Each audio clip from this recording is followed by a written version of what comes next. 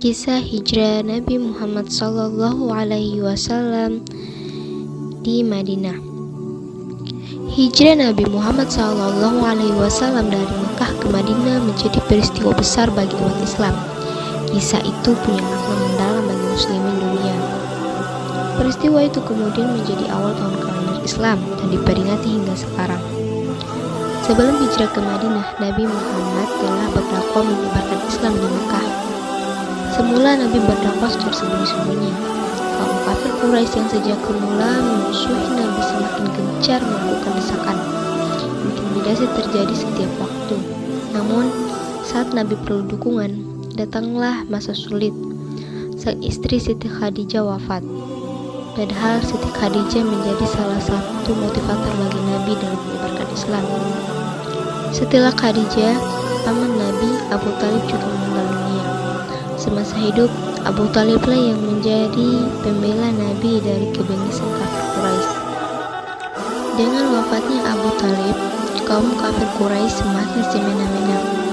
Wafatnya Siti Khadijah dan Abu Thalib membuat Nabi berada dalam suasana duka. Pada masa-masa yang disebut sebagai tahun duka cita itu, terjadilah peristiwa luar biasa, yaitu Isra Miraj. Pada 27 Rajab sekitar tahun 621 Masehi, pada peristiwa itu turunlah perintah sholat 5 waktu.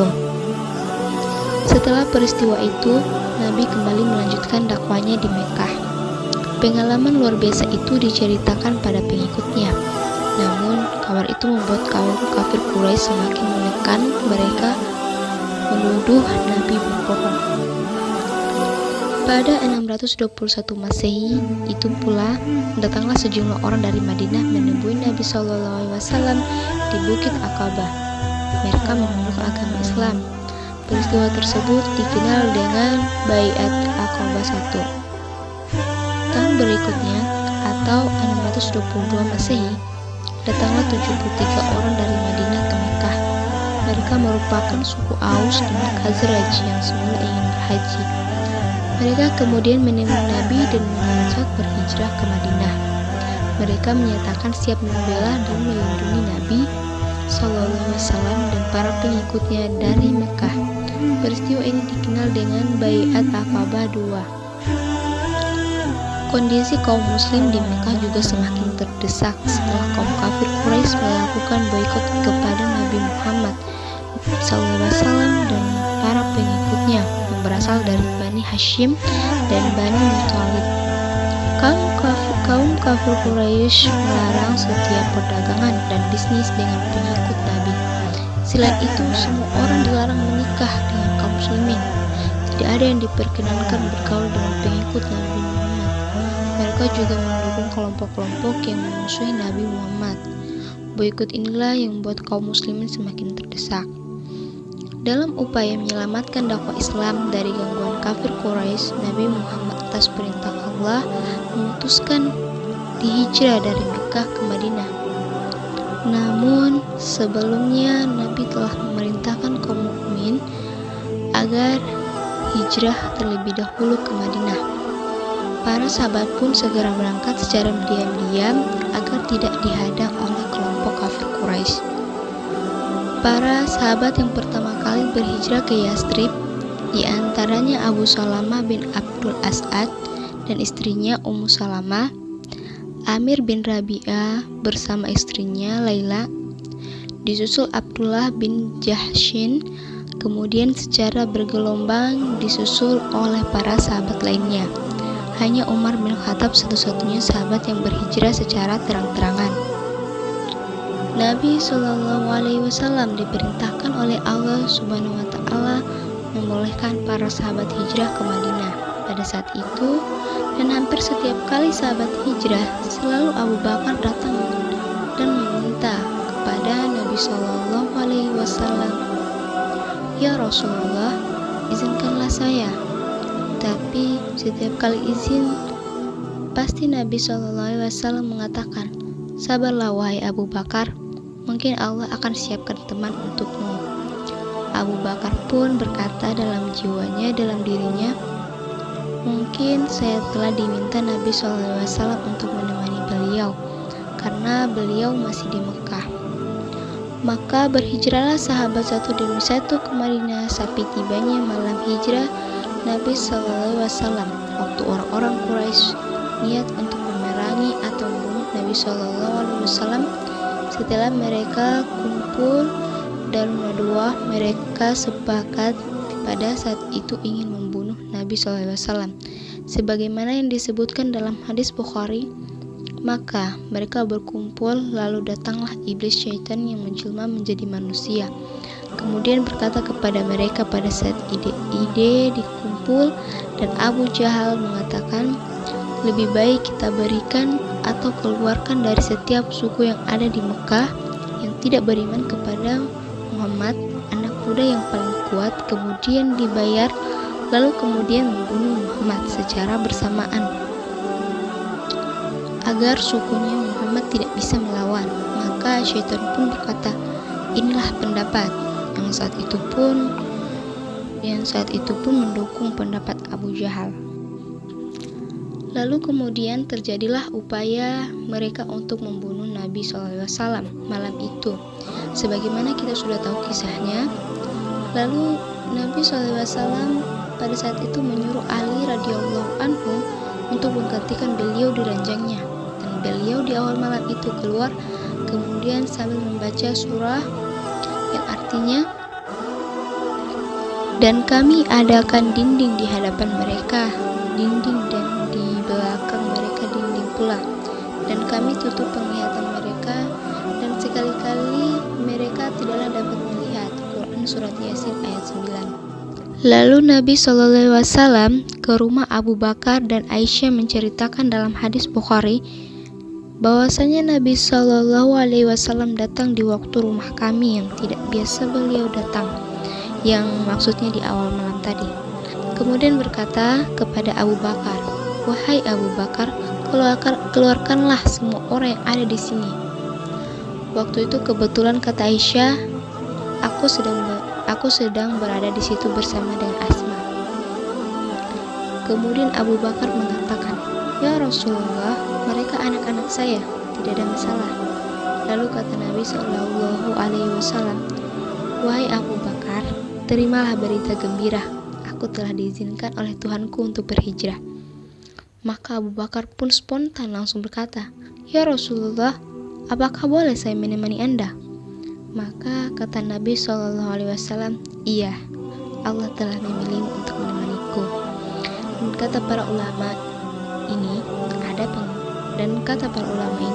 ada pengkhususan Abu Bakar radhiyallahu anhu. Pada saat itu Allah bisa saja menyiapkan banyak orang yang mendampingi Nabi SAW.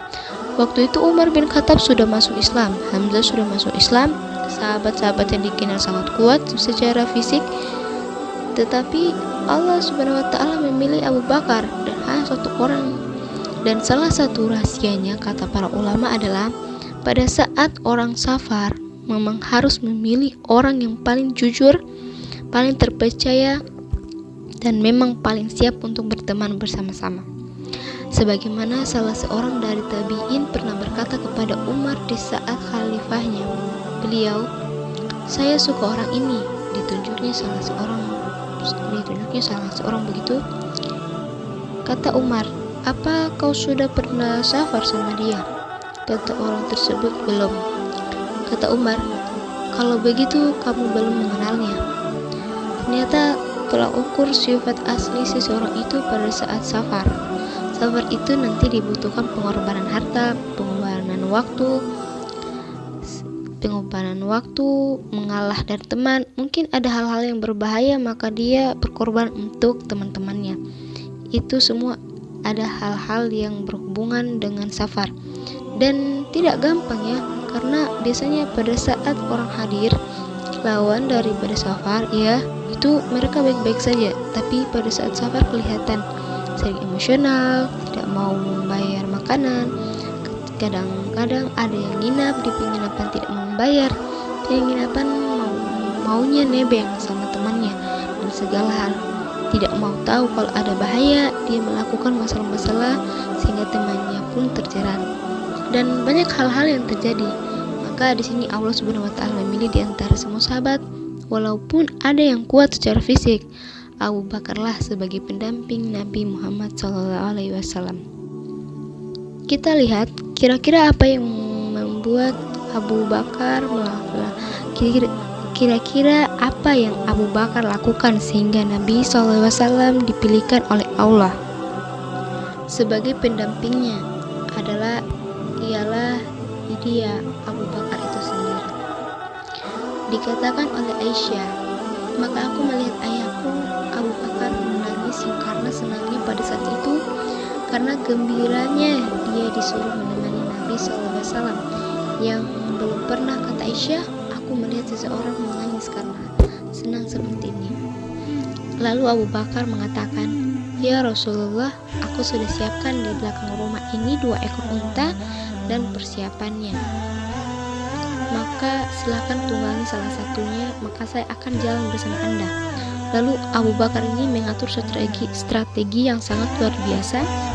Dia menyuruh Asma pada saat itu dan Abdullah anaknya dan Abu Rahman juga untuk jalan pada saat itu dan mencari informasi tentang orang-orang Quraisy. Lalu Nabi SAW menyuruh agar hijrah yang tadinya ke Madinah itu, yang tadinya ke arah utara Jazirah Arab, sekarang ke arah selatan.